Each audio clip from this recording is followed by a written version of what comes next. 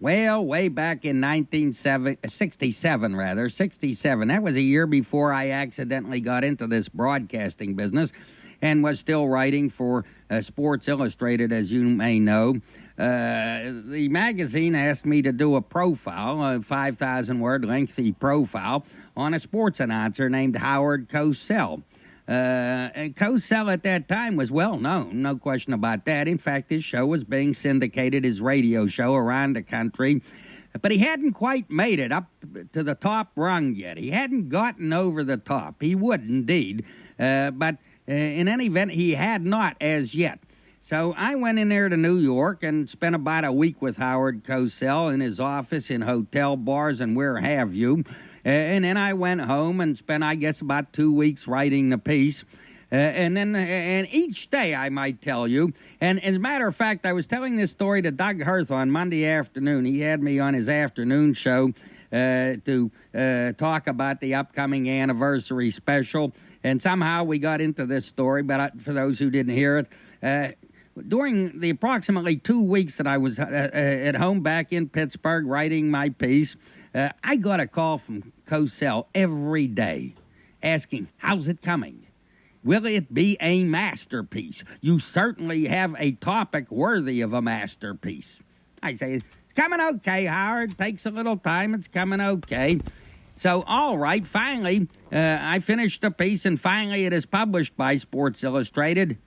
No phone call from Howard. I was not surprised at all. I expected that to be the case, I tell you, because, you know, you write a piece, you write it objectively, you write the good sides and the negatives as well.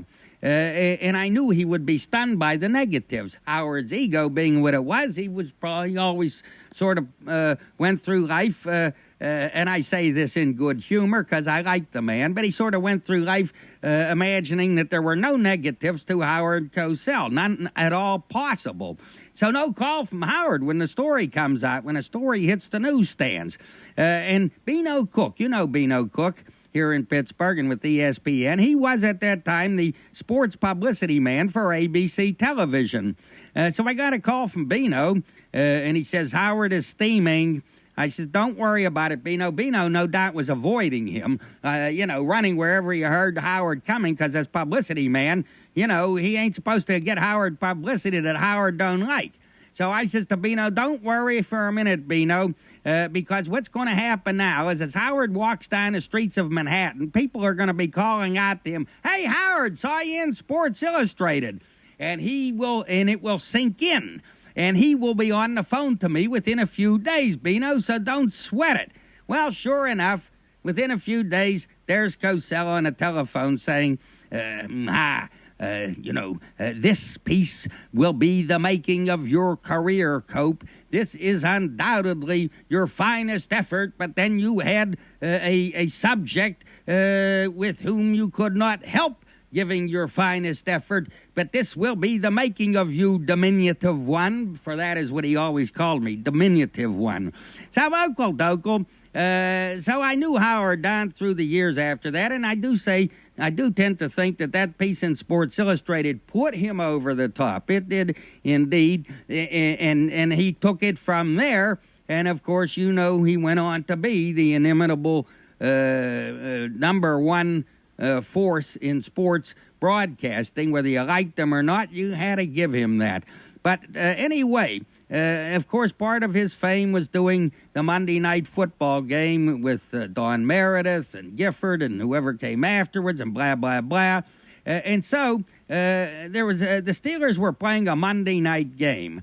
Darn, what year was it? Well, I don't remember. But they were playing a Monday night game to be televised by ABC, of course.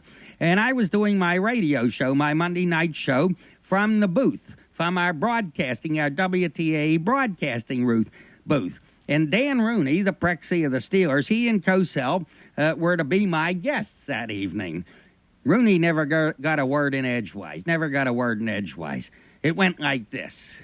Cope on Sports on WTAE from Three Rivers Stadium, where at 9 o'clock the Steelers and the Raiders go at it. I have with me Dan Rooney. We've been talking here with Don Meredith, and Don's gone off, and his chair has been taken by none other than we have the august presence of Howard Cosell with us. And good evening to you, Howard. It's nice to have you back in Pittsburgh again. This has to be the greatest moment of your life. A failing sports writer once had the privilege of interviewing me, and now to seek to engage in verbal badinage with me with the squeaky voice, the diminutive body.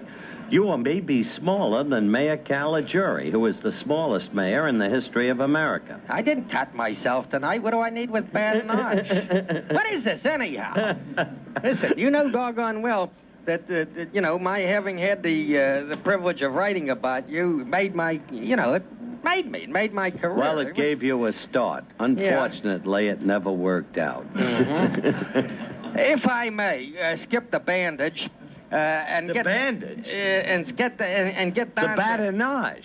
Let's get the words correctly. If you're a writer, you must enjoy, and Mr. Rooney insists on it, grammatical correctitude. Well, you see, Howard, what I am trying to do here is play dumb just as a courtesy to you. It won't be a new role for you. But I hope... Oh, all right. How do you come back from that? When you win, you win. I was about to say, Dan, that earlier this evening he said, there's Myron Cope with his usual ebullience. And, I had to point out to him that the word is ebullience, but he's been getting away with that on numerous Monday nights. And yes, you dealt me the death blow. Come on, there. I love you. You're a good kid. Let's talk some football here, if I may, okay? I realize it's a subject with which you are not very conversant. I wish I had the education and the talent of the sports writers of America. Guttural illiterates in the main, trying their best to find a way to strike at Howard Cosell, lacking the education of an Ivy League institution, not a member of the faculty of same, meaning Yale University. I would give anything to have their totality of ignorance, which they manifest every day. Well, you were so persecuted by the press. Why is it, as I started to ask you before we came on the air, why is it that years ago when I wrote that article about you just said, all I want to do is get up enough money so that I can leave this jungle and retire to Florida? That's right. Now I've done it. Are you still working on it? Now I've done it. What are you retiring to? The Taj Mahal? You buying a governor's mansion or what? Are you saying you're about to retire? You heard it here, folks. First, Myron, on Cope on Sports on WTA. Myron, don't anybody cheer. Myron, don't be bitter. I wish, as a matter of fact, I've discussed with my wife turning over all my earnings, directly or indirectly, whatever the source, to you in a tax-free trust. Because there is a feeling in this very great city of champions that you must be taken care of. If you turn that over to me in a tax-free trust, do I have to acknowledge that I'm really your child? If you are, Myron, you've got the scoop of the century. By the way, I love that jacket. I never thought I'd see it again. They buried Capone in that jacket. Some football talk, if we may, Chance? You better get out soon, Myron, because you got little chance. Some football. Do I have to go to a commercial? I haven't talked football yet. It's Cope on Sports on WTAE. If it is, you've got a major story. And I'll be back in a jiffy. Oh, boy. I guess I've had tougher nights. It's Cope on Sports with a 25th anniversary.